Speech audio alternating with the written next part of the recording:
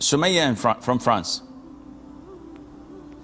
Assalamualaikum warahmatullahi wabarakatuh, Sheikh. Alaikum salam wa rahmatullahi wa barakatuh.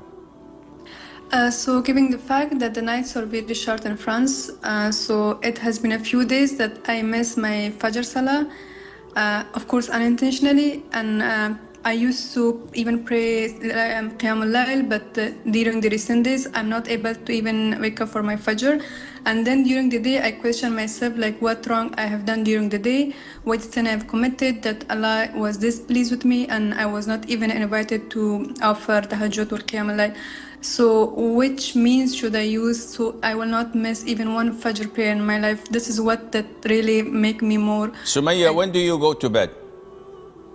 I go to bed at almost 12:15 because I offer my Isha and then I go to bed. Then what time is Isha prayer? Isha is 11:45.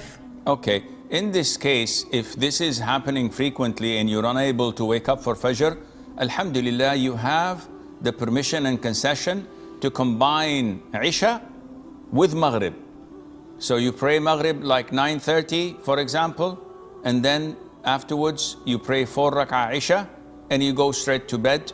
This would give you enough time to sleep, Alhamdulillah, and wake up maybe before Fajr for half an hour to do Qiyam al-Layl and Witr and pray Fajr on time.